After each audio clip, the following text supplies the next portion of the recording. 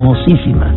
Y mire, me da muchísimo gusto tener hoy conmigo a Juan Iván Peña Neder. Acaba de escribir Juan Iván un libro de esos que son una maravilla. Napoleón y su imperio. Son dos tomos, dos voluminosos tomos con una de las historias de Napoleón más amplias, más completas que yo he leído, y es un personaje que me gusta y que me interesa muchísimo. Juan Iván, qué gusto tenerte con nosotros. Jorge, agradecerte a ti y a tu auditorio esta oportunidad de estar con una de las inteligencias en medios más agudas de México. Es desde luego un honor y un reto. Así que estoy para servirte en esta entrevista. A ver, ¿por qué este trabajo? Es un trabajo monumental, hombre. Me decías ahora que te echaste 5 años trabajando y me imagino que son 5 años de escribirlo y mucho más tiempo además de conocer y seguir la historia de Napoleón. Yo empecé muy joven leyendo a Napoleón y como todos pues vemos en el personaje un emblema y una ruta seguida en muchos sentidos. Sin embargo, ningún mexicano había tenido el tiempo y la dedicación de tratar al personaje de fondo, salvo nuestro genio Alfonso Reyes, que le dedicó 40 cuartillas, y a Napoleón debemos una buena parte de nuestra independencia y una buena parte de nuestras instituciones, y no hay nada en lengua castellana escrito originalmente sobre el personaje, así que tomé el reto. Pensé que iba a ser menor y fue un reto enorme el que tuve enfrente, pero lo logré. 400,000 obras publicadas sobre Napoleón, la primera de un mexicano que tenga las características de atender todas las facetas del personaje y todos los periodos históricos del bonapartismo. Sí, porque lo decíamos, yo no conocía de ningún mexicano un texto con tanta amplitud, con tantas fuentes documentales, tan bien documentado, pero la pregunta es, ¿por qué este enorme esfuerzo para estudiar a Napoleón? Siempre todo el mundo habla de Napoleón, le interesa, es un personaje carismático, vamos a llamarlo así, pero ¿por qué te metes con tanta profundidad con Napoleón? Napoleón fue un hombre que superó la crisis de la caída directorial a través del consulado, generó las instituciones que aún prevalecen en buena parte de Occidente, lo hizo con la fuerza del ejército, y yo soy un creyente que cosas parecidas pasarán en el México por venir. Creo que necesitamos reencontrar referentes que es mucho más parecido a nosotros, el modelo de democracia por estamentos, por consulta, por lógica corporativa que aplicaba Napoleón, que el modelo de constitución norteamericana que tenemos impuesta y que tiene una visión primero centralizada y luego de imposición de debate del centro. Entonces, estudiar a Napoleón el estadista, que lo hago en el último apartado del texto, tenía por objeto hacernos entender a los mexicanos que hay modelos alternos que tenemos que explorar para entendernos y conocernos mejor.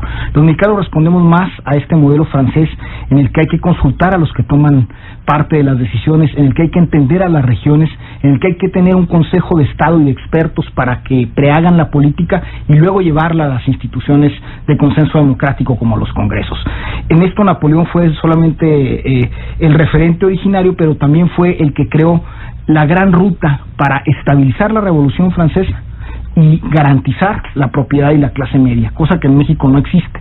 Si en México creamos clase media, si creamos propiedad, vamos a resolver nuestro eterno ciclo de péndulo político, y creo que Napoleón lo vio en Francia. El fenómeno era bastante parecido después de la Revolución y lo resolvió con bastante eficacia.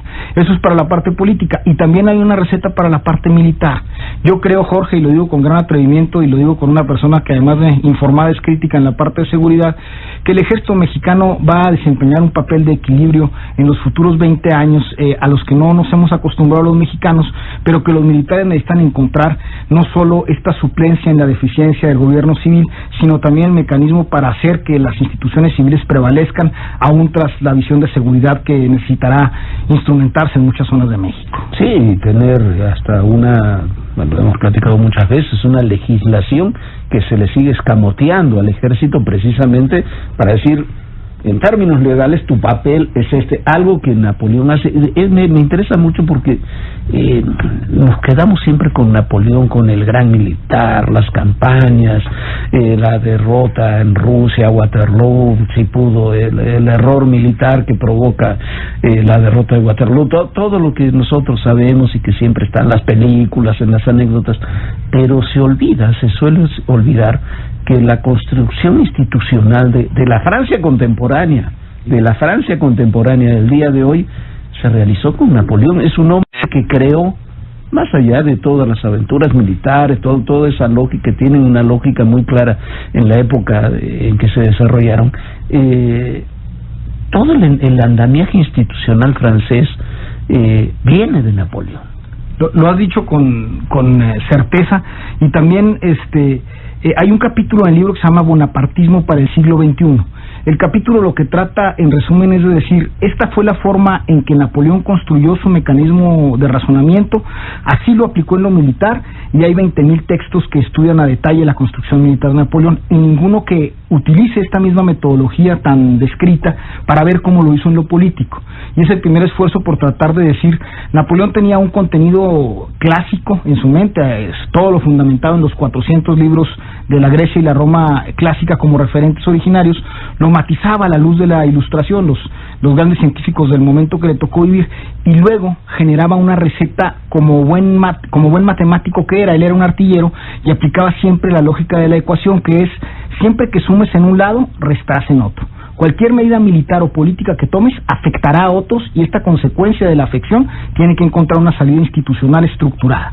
Y todo el sistema napoleónico parte de esta lógica clásica, militar y matemática, y lo construye y deconstruye varias veces en pequeños experimentos regionales en Francia, hasta que en la Constitución de 1812 crea este gran paraguas que protegerá la transición de la Francia del Ancien Régime a la Francia por revolucionaria, a la Primera República y a la Segunda República, y que hoy día es modelo en la Quinta República de Francia, pero también de México, porque si bien no a nivel constitucional, las leyes civiles y gran parte de las leyes operativas tipo mercantiles que Napoleón generó están prevaleciendo en las instituciones mexicanas y de toda América Latina. Entonces la influencia también es directa, no constitucional, pero sí en el marco legal.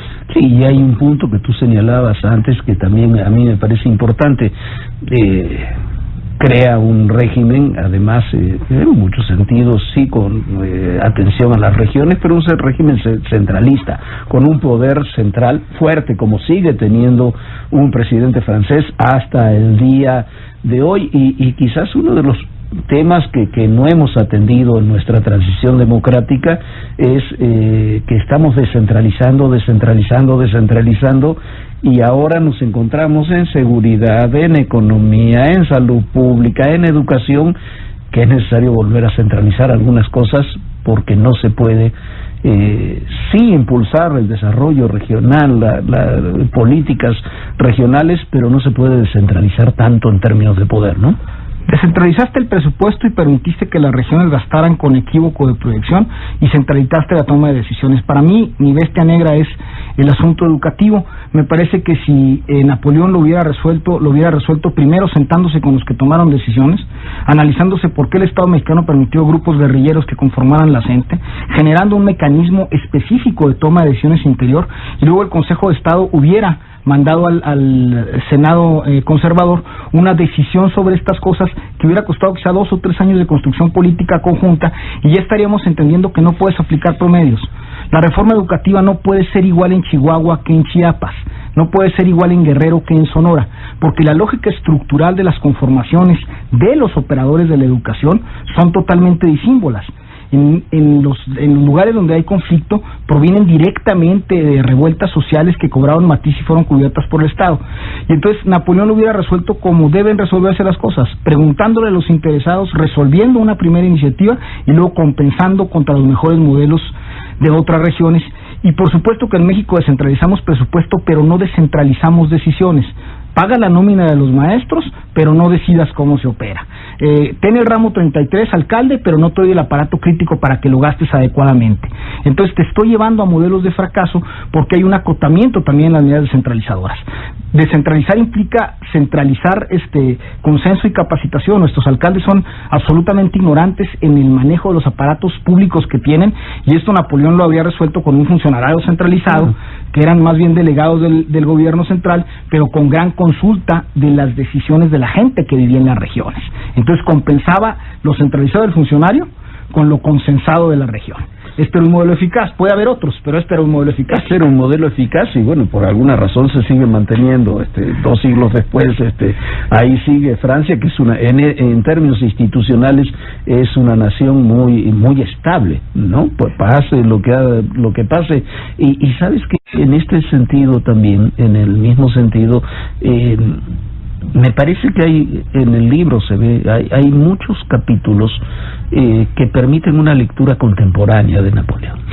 Sí, no es solamente historia, ¿no? Sí, yo me tomo muchas libertades literarias, siempre las anuncio, porque lo que quiero es que el lector llegue a conclusiones, un poco extrapolar cosas, y los lectores del siglo XXI que acudimos a Napoleón lo hacemos por anécdota, y yo quiero que lo volvamos referente. Pero es un poco mi visión bonapartista del tema, sin nunca excluir la parte crítica de los autores fundamentalmente británicos, y también sin excluir, digamos, la compensación histórica de la fuente original que fue consultada, ¿no? Entonces, divago después de que digo lo que efectivamente aconteció. No, y tienes además una situación que es real. Aquella definición de Waterloo definió, transformó Europa. No sé si lo has leído, el más reciente libro, acaba de salir hace como un año, a sus 92, 93 años, Henry Kissinger acaba de escribir un libro fantástico, donde explica precisamente la lucha de los británicos contra Napoleón, cómo hubiera cambiado, cómo hubiera sido diferente el equilibrio mundial de acuerdo al resultado de aquella batalla, ¿no?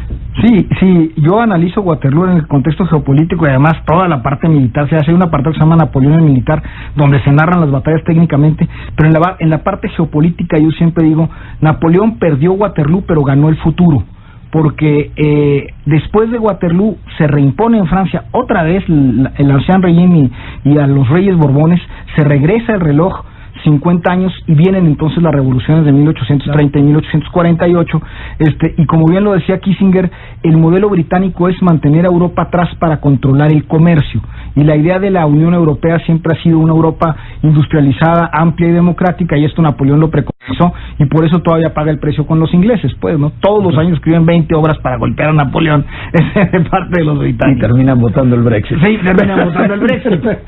Oye, para terminar, Juan Iván, si tuvieras que sintetizar por qué hay que leer Napoleón y su imperio en la época actual, en 2016, ¿por qué hay que leer Napoleón y su imperio? Porque él fundó los Estados Nacionales y México es uno, porque gran parte de nuestro modelo se resolvería si los estudiáramos, y porque los militares necesitan asumir que desde una visión militar también se puede hacer democracia. Juan Iván, muchísimas gracias, felicidades por el libro, muchísimas gracias por acompañarnos. Tenemos un ejemplar, bueno, son dos tomos, un ejemplar de Napoleón y su imperio y un ejemplar de El proceso del poder, otro libro de Juan Iván Peña Nieves. Le damos, ¿tienes ahí el número de teléfono, Connie? Se lo damos después del corte, le damos el número de teléfono. Si usted está interesado, se lo recomendamos amplísimamente. Juan Iván, gracias. Jorge, muchísimas gracias. Muchísimas gracias. Vamos a ir rápidamente a un resumen de noticias.